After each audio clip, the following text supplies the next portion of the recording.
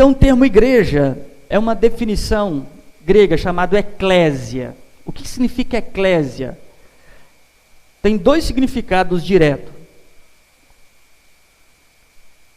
Dois significados etimológicos.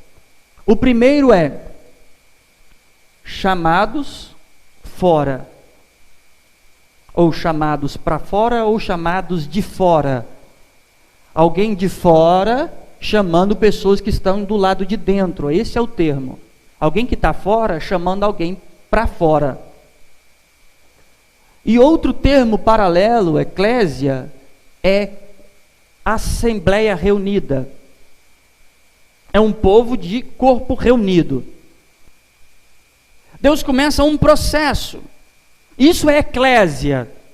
Eclésia ou igreja é alguém de fora chamando-os de dentro para fora. Então, basicamente, a eclésia é mais sair do que entrar. Porque, basicamente, as pessoas estão entrando nas igrejas, mas não estão saindo de lugar nenhum. Elas estão entrando para igrejas e continuando na mesma condição que antes.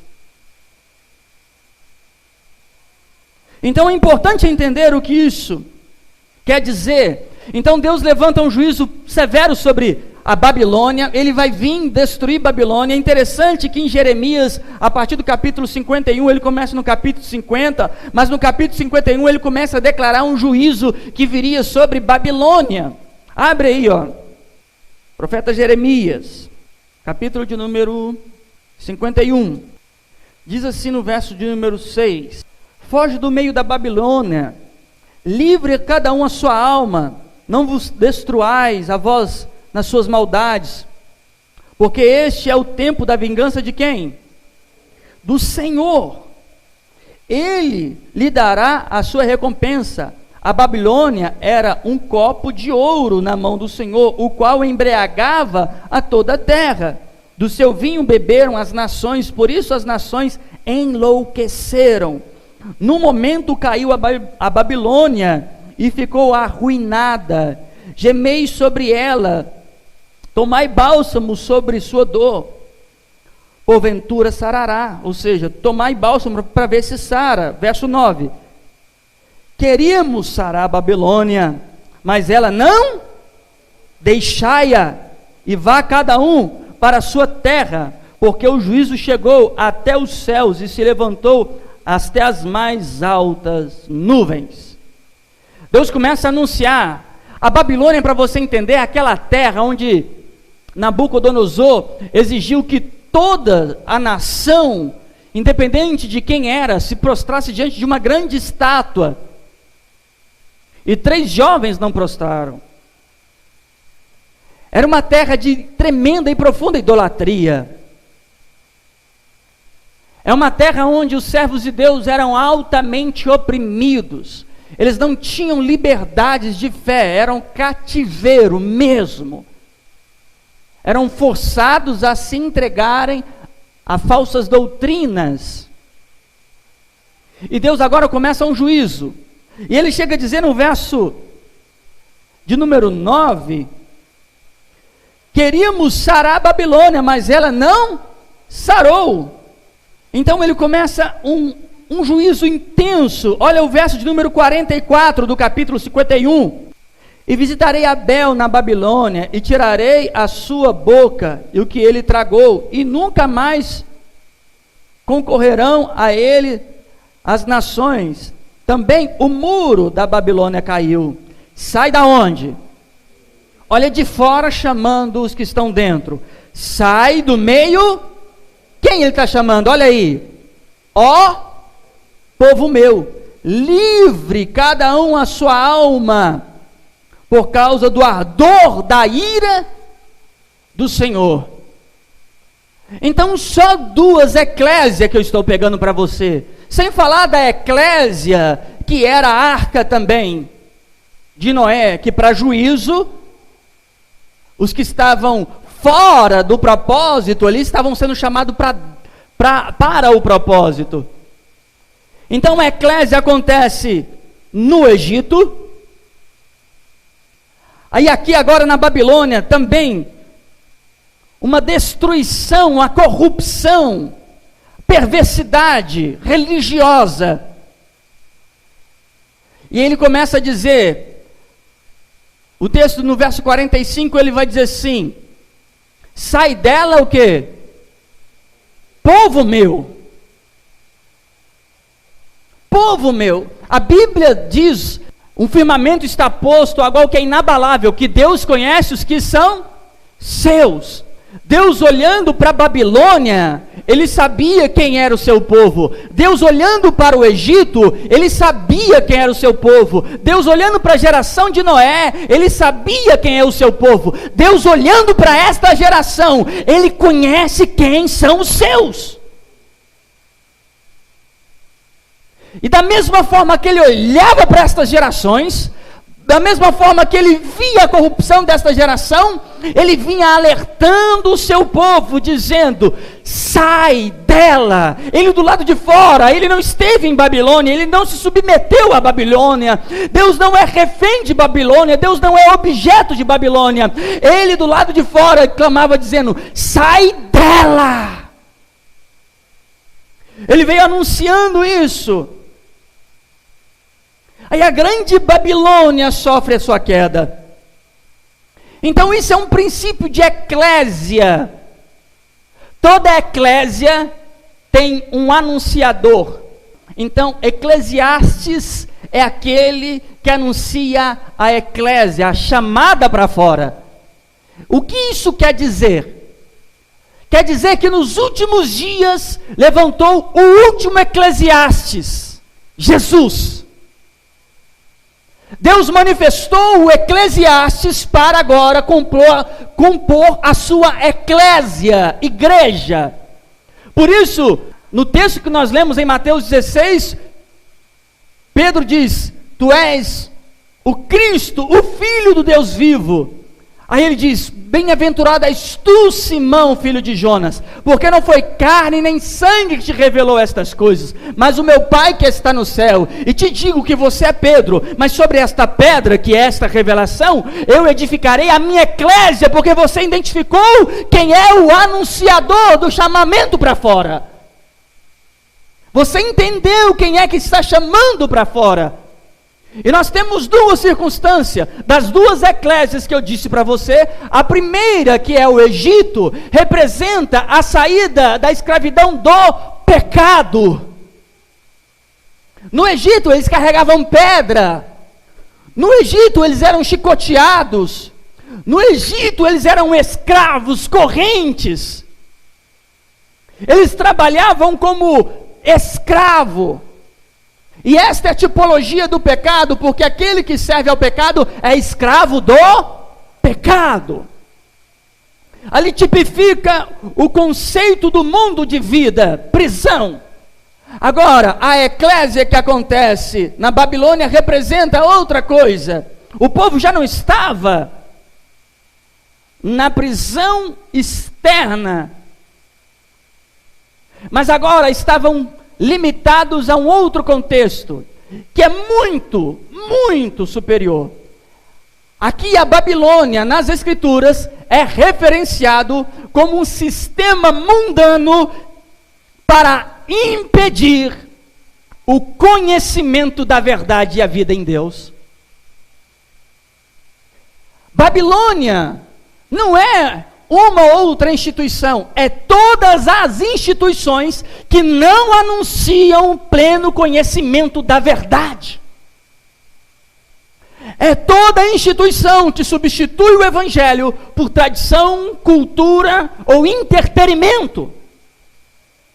É toda instituição religiosa ou não religiosa que neutraliza a eficácia de Cristo, apontando para qualquer outra coisa. Babilônia é um sistema político, religioso e filosófico. Aonde está Babilônia agora? Aonde está o próprio rei da Babilônia. O mundo jaz no É interessante que em Apocalipse, capítulo de número 18, vem uma anunciação para esta Babilônia, que não é mais aquela, porque aquela já havia caído. Apocalipse 18, verso de número 1. E depois destas coisas, vi descer do céu outro anjo, que tinha grande poder, e a terra foi iluminada com o quê? A terra foi iluminada com sua glória, e clamou fortemente com grande voz, dizendo: caiu a grande Babilônia, e se tornou morada de demônios, abrigo de todo espírito imundo, refúgio de toda ave imunda e abominável. Porque todas as nações beberam do vinho, olha, quase idêntico ao que está em Jeremias. Porque todas as nações beberam do vinho da ira da sua, o quê? Prostituição. Os reis da terra se prostituíram com ela. E os mercadores da terra se enriqueceram com a abundância das suas delícias. E eu ouvi outra voz do céu que dizia: sai dela, quem? Povo meu, para que não seja participante do quê? E para que não incorras as suas pragas ou juízos. Ele agora começa a anunciar a um sistema religioso, corrupto, distante da graça, ensinando tudo aquilo que não é graça de salvação, obra do Evangelho, e ele diz, ele vai chamar esse desvirtuar a verdade como prostituição. E ele começa: todas as nações beberam. Eu chamo a atenção para o cristianismo brasileiro, que diz por aí que até 2030, 2050, o Brasil será um país cristão. Que agora o cristianismo está em todas as TVs e rádios, estão anunciando uma grande ascensão do cristianismo protestante no Brasil. A pergunta é: será? Será que isso realmente está acontecendo?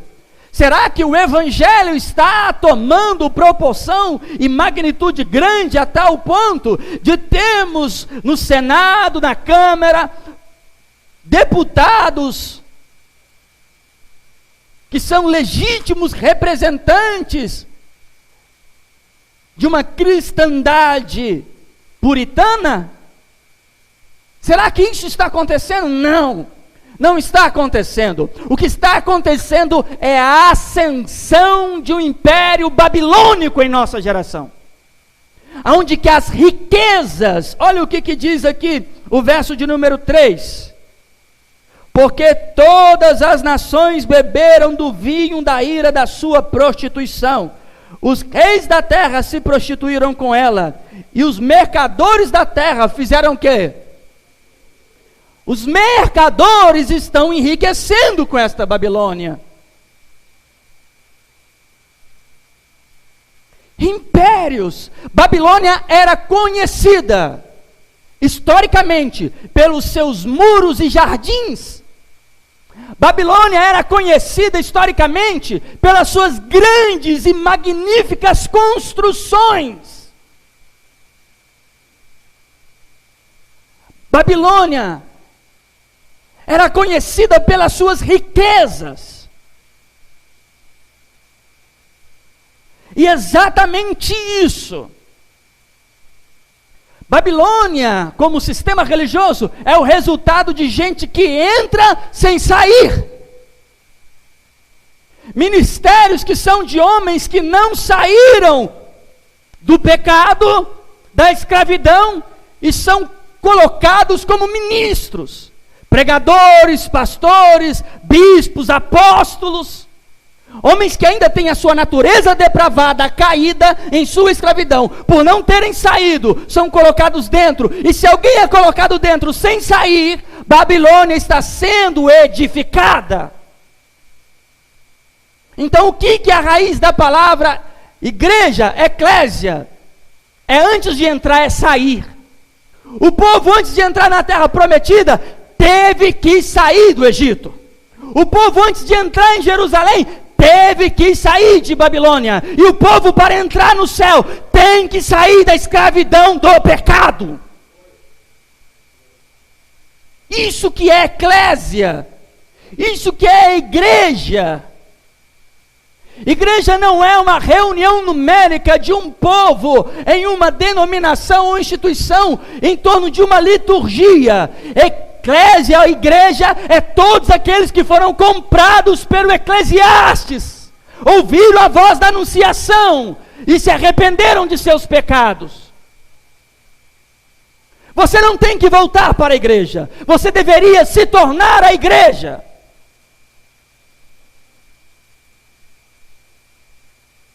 Porque a anunciação é uma só. É por isso que Hebreus capítulo 2 vai dizer acerca do Eclesiastes: nos convém atentar com maior cuidado pela palavra que temos ouvido, para que em tempo algum nos desviemos dela. É o chamamento do Eclesiastes, Cristo, para que nos tornemos, sejamos removidos. Olha a obra do nosso Eclesiastes, Cristo. Em João capítulo 2, ele é revoltado contra a religião babilônica judaica. Ele chuta, ele quebra as bancas religiosas ali para lucro e benefício. Em Mateus 23, você vai ver ele chamando víboras. Ele começa a combater a Babilônia estabelecida, que já tinha sido estabelecida esta Babilônia desde o pecado do Éden. Sabe o que é Babilônia? Babilônia é quando um irmão, por ciúmes, matou o outro. Assim fez Caim sobre Abel.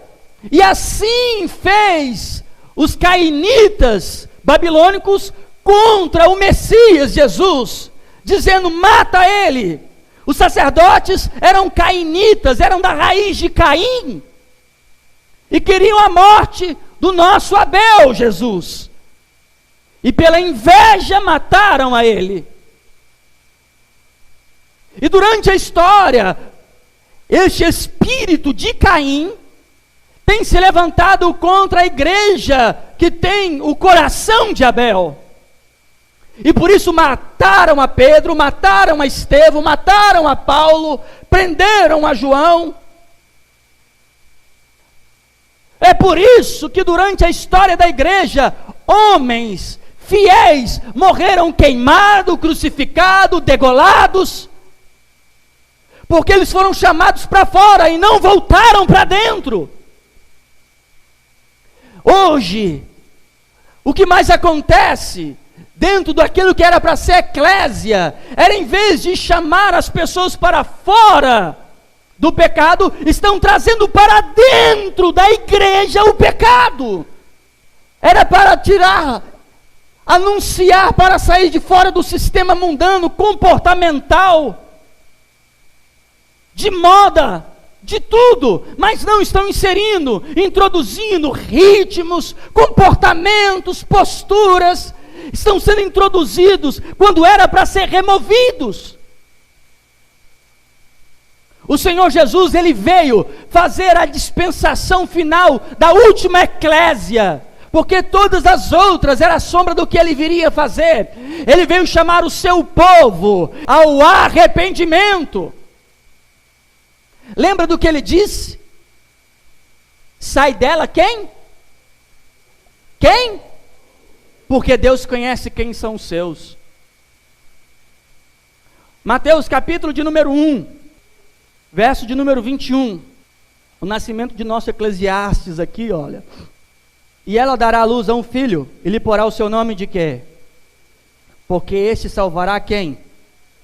Do quê? Se você for no capítulo de número 4, no verso 17, ele vai fazer o papel de eclésia, de Eclesiastes. Ele vai começar a fazer uma chamada. Mateus 4, 17. Desde então, começou Jesus a pregar e dizer o quê? Porque é chegado o reino dos céus. Então, para entrar na terra prometida, o povo hebreu teve que sair do Egito. Para entrar na Jerusalém reformada, o povo teve que deixar a Babilônia. E para entrar no reino de Deus, o povo tem que deixar o mundo e o pecado. Mas é impossível isso, pois a nossa natureza está envolvida em toda a sua estrutura com o pecado. Mas o Senhor Jesus é o Senhor de uma obra completa. Ele nos chamou e Ele vai nos tornar capazes de fazer isso. E como Ele faz isso? Em João, capítulo de número 3, Ele vai dizer para Nicodemos: aquele que não nascer de novo, não verá o reino. O verso 5 ele vai dizer assim: aquele que não nascer da água e do Espírito, não entrará no reino. Tira-se da condição de escravo e leva para a condição de filho.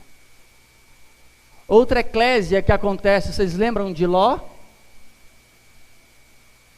e sua família? O Senhor vem com juízo sobre Sodoma e Gomorra, mas antes Ele anuncia uma eclésia sobre a vida de Ló. Ele declara: Ló, sai para fora, sai dela, porque eu virei com juízo. Então, ao sair, a esposa foi proibida, não olha para trás. O que aconteceu com a esposa dele? Estátua de sal, petrificada, morta. Aqueles que sofreram a eclésia do Egito, desejaram o Egito, a terra os engoliu. Porque o Senhor não brinca em fazer a sua obra de salvação. Ele investiu alto para cumprir a igreja. Ele investiu o seu sangue. Ele investiu a sua dor. Ele subiu aos céus marcado com mãos e pés. E a sua costela como sinal de que ele pagou e investiu muito alto para salvar. E Ele não aceitará que aqueles que foram eclésias, chamados para fora, vivam lá dentro. Ele não negocia isso. Aquele que estiver em Sodoma pegará fogo. Aquele que estiver no Egito morrerá pelo anjo. Aquele que estiver em Babilônia sofrerá pelo império. Não existe aquela ideia de crente Raimundo, pé na igreja e pé no mundo. Isso é lorota. Com Cristo, ou você está nele, ou você não está nele. E não tem meio pé, meia mão, um pouco crente, simpatizante. Aí eu gosto de ouvir música evangélica, aí eu gosto de ouvir pregação evangélica. Eu estou meio parado, viu? Não existe isso. Ou você é igreja, ou você não é igreja. É uma condição inegociável. Tanto é que para a igreja ele diz: aquele que perseverar até quando? Até o fim. Isto é igreja. Jesus chamando o seu povo: saia de seus pecados, saia de suas corrupções, saia de seu engano, saia de suas religiosidades. Ele está chamando a igreja para se entregar. E como ele faz isso? Como ele vai fazer para nos levar sem que voltemos para o mundo? Novo nascimento. É por isso que em Ezequiel 36 ele diz: vou congregar vocês. O outro termo da eclésia é formar uma assembleia. Então ele chama e agora forma uma assembleia. Nesta assembleia não é só um povo reunido. Ele diz lá em Ezequiel 36: vos farei congregar de todas as nações, e vos limparei com água limpa, e eu vou dar a vocês um novo coração, colocarei em vocês um novo espírito, para que obedeçam as minhas leis, os meus estatutos. Ele começa a falar de novo nascimento. E eu quero te dizer uma coisa: ser eclésia, ser igreja, não é um povo reunido. Não se resume a um povo reunido. Ele veio fazer um corpo, pessoas da sua mesma matéria. E não se trata de um povo reunido, porque eu posso ter algo reunido e não ser tudo uma coisa só. O maior exemplo disso é a diferença entre a unidade e a união. Se eu pegar um pacote de batata, é uma união. Se essa batata rasgar, se esse saco de batata rasgar, vai cair batata à torta e à direita. A diferença de união para unidade é o purê. Separa as batatas depois. Não há como separar as batatas, porque todos se tornaram uma mesma massa. Eu vou definir para você o que é a igreja. Não são pessoas congregadas, sentadas em uma cadeira, mas todos em um mesmo propósito, em um só Espírito, em um só batismo, com um só Senhor, uma só fé, uma só doutrina, um só Deus que é por todos e em todos. Ele está levantando e tirando da Babilônia, desse sistema, desses dias, a sua igreja. Sai dela, povo meu. Um povo que tem por objetivo a sua salvação, tem por prazer a redenção que há em Cristo. O seu desejo é aprender e viver nele. Amam a sua doutrina, amam a sua palavra, andam em oração, amam a obediência, vivem no temor. Isto é eclésia. Chamados para fora, em João 10, ele vai dizer assim: eu sou o bom pastor, as minhas ovelhas ouvem a minha voz. Os que não são eclésia são refém. Todos aqueles que não são igreja são refém. Aqueles que foram chamados para fora estão livres, livres das amarras do pecado, livres das amarras da religiosidade, são servos do Senhor, amam e desejam a cada dia amar a sua palavra, amam a Deus com todo o coração, alma e espírito, e amam o seu próximo como a ti mesmo. Eles amam o seu mandamento, porque aquele que me ama guarda os meus mandamentos. Eles persistem, eles são persistentes. Ele vai dizer nas escrituras: porfiar e insistir por passar pela porta estreita. Esses são persistentes, são inabaláveis, porque ouvem e praticam a sua palavra, como diz em Mateus capítulo 7, verso 24: aquele que ouve a minha palavra e as põe por obra, eu assemelho a um homem que edificou a casa sobre a rocha. Isto é igreja. Igreja não é aqueles que ficam mornos, sem intensidade de fé, não. Igreja traz à memória a obra da redenção justificadora de Cristo e vive nela. Paulo, como igreja, ele diz: olha, ainda que o corpo exterior venha a ser destruído, contudo o interior se renova dia após dia. Ele vai dizer, como igreja, que as nossas leves e momentâneas tribulações não podem ser comparadas com o peso de glória que há de ser revelado a nós. Então o que é eclésia? É aqueles que ouviram a voz e saíram do pecado, do juízo, da religiosidade. Igreja não são as placas. Não existe igreja batista, não existe igreja presbiteriana, não existe igreja anglicana, não existe igreja assembleia, quadrangular, não existe igreja pentecostal, não existe igreja tradicional. Não existe estas coisas. Existe um povo que ouviu a voz e obedece inquestionavelmente o seu santo mandamento, e tem o seu nome escrito no livro da vida, e perseverar até o fim. Deus está chamando você para ser igreja. Como eu disse, as pessoas sempre nos perguntam, quando sabem que somos cristãos, de qual igreja você é. E eu te faço essa pergunta hoje: de qual igreja você é? Qual é a sua igreja? De qual igreja você é? Eu te dou certeza que 100% dos evangélicos dos dias de hoje, se não tivessem a placa de sua denominação, não saberiam definir a sua igreja. De qual igreja que você é? Não sei. Não aprendi o nome dela ainda.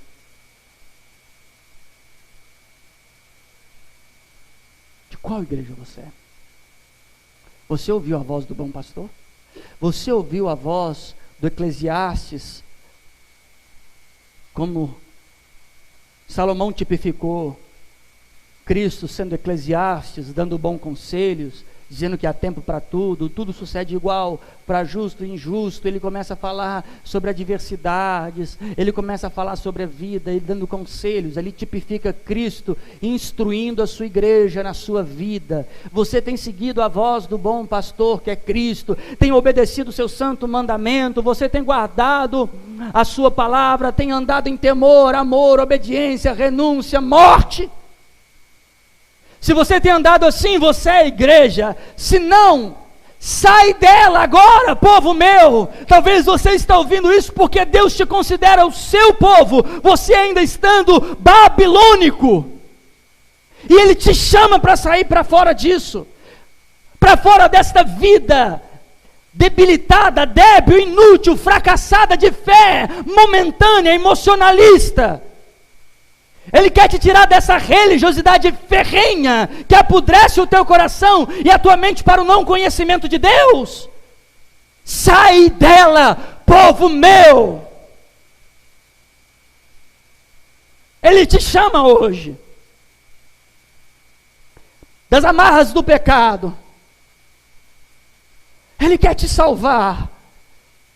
Esse Eclesiastes, ele andou pregando a sua palavra, curando, libertando, mas algo maior viria. Ele veio vivendo a vida dele, anunciando: arrependei-vos, deixai as vossas obras, mortificando. Quando ele completa acima dos seus 33 anos, na última ceia ele anuncia a sua morte, e ele já vinha anunciando, e naquele dia, naquela noite, ele geme ansiosamente, porque viria o momento que a sua voz iria ecoar sobre toda a terra, porque se o grão não morrer, não tem como frutificar. Então ele morre e ao terceiro dia ressuscita, e agora a sua palavra, a sua voz está sendo ouvido sobre toda a Babilônia, dizendo: sai dela, povo meu.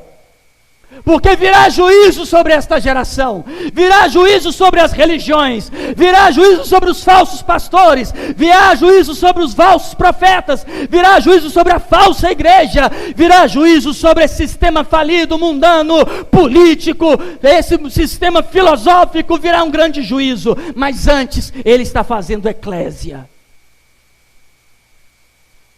Hoje é um dia de livramento para mim e para você.